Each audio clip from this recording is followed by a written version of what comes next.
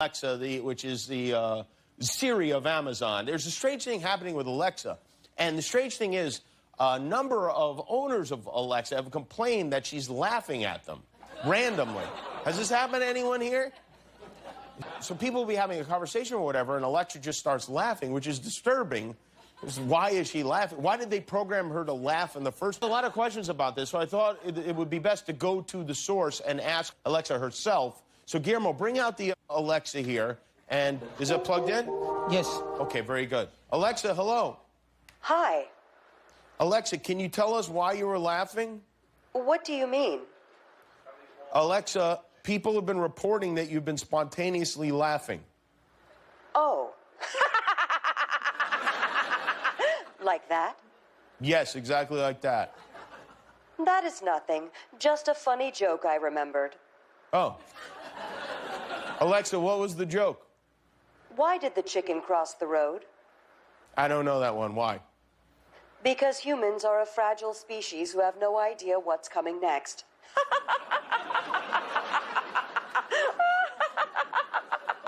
All right, well, thanks for clearing that up, Alexa. Have a nice day.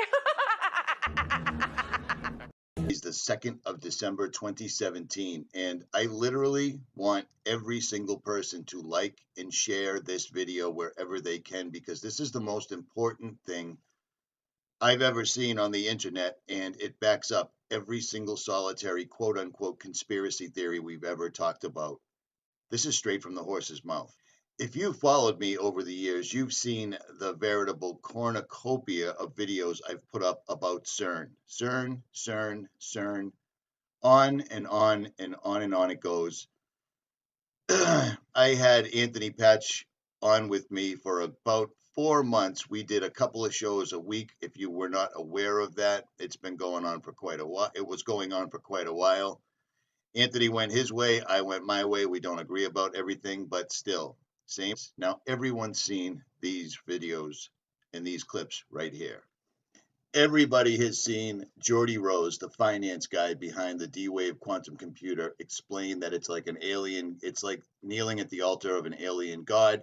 We've all heard them ad nauseum talking about pulling resources out of other dimensions and storing them in the qubit, which is the chip that runs the D-Wave quantum computer. Now, take a look right here. You can't miss this, okay? You really can't miss this. The word demon is right there in the word D-Wave. There's no two ways about that. D-E-M-A-N. And of course, that's coincidental. It's the same thing. It's the same coincidence that puts the 666 in the CERN logo. But this video is going to be able to prove to anyone that you know exactly what these guys are doing with their own words. Here's Geordie Rose in July talking in Vancouver, British Columbia, to a bunch of computer programming students, and he's trying to encourage them to come work for D-Wave. Now, Kindred, the first place you ever heard about Kindred on the internet was on this channel right here. I was talking about Kindred before anyone even knew what it was. Oh, these are drawings done by a writer called H.P. Lovecraft. H.P. Lovecraft is a very strange person whose both of his parents ended up committed. This guy admittedly had night terrors, and he wrote, quote-unquote, science fiction. Parents were committed. He wanted to be a professional astronomer, but never finished high schools. He was best buddies with Harry Houdini, another person who was deeply steeped in the occult. He wrote 100,000 letters in his lifetime, didn't like sex. He suffered night terrors. He inspired Batman, Black Sabbath, South Park, and more. He's not buried under his headstone. And Kulu is one of the drawings I was just showing you. Now, why am I talking about H.P. Lovecraft? Well, because I'm not the only one talking about H.P. Lovecraft. I knew there would be something about the occult. Now, listen, here's Geordie Rose in his own words explaining that what they're pulling through from other dimensions, it wouldn't be accurate to call them demons because demons doesn't quite sum it up. In this video right here, you're going to hear Geordie Rose in his own words explain that they have opened a literal tsunami and that mankind is not going to be ready for this. Here's Jordy in. On the internet that goes like this.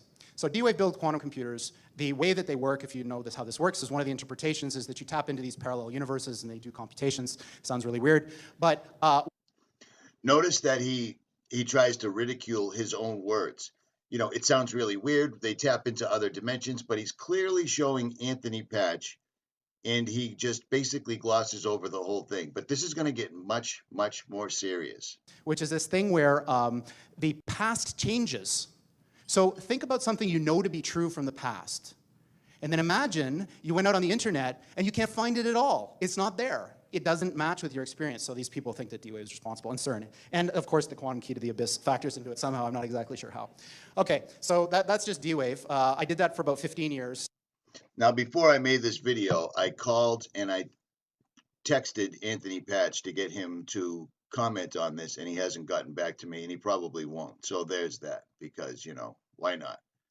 At any rate, this gets much worse. Now, notice the symbolism on his shirt, because these guys are loaded with it, because everything that they're doing is on the occult level, which is why they surround themselves with symbolism at all time. They have to. It's part of the deal.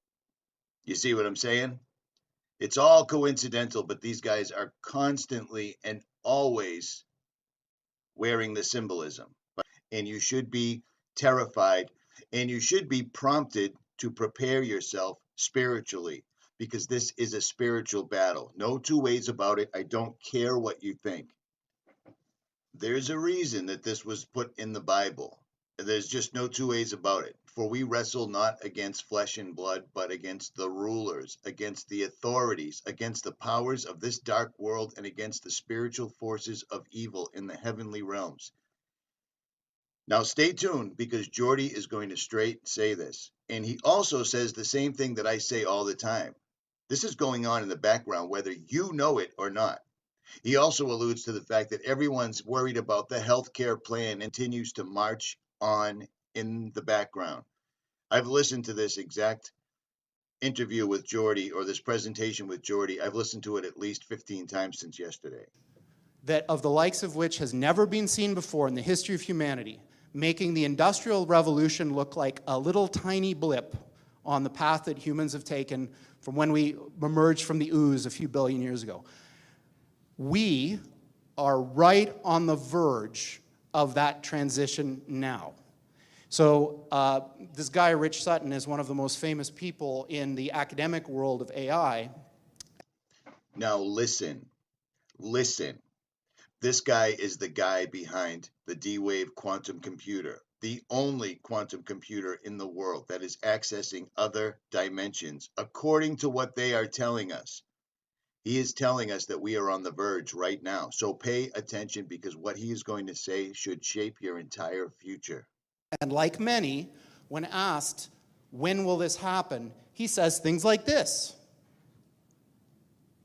25% chance within 13 years of this thing that I'm talking about.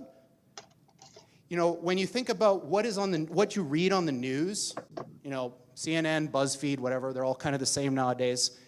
Think about how unimportant that thing is that you're reading if this is true. Yeah? So what does this have to do with aliens? So Sam Harris, who I quite admire, is a very interesting guy, was reciting this parable at a TED Talk that he was giving, and it goes something like this. So say I'm the President of the United States.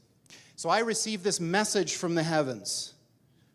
So my microwave dish, my SETI dish, captures something.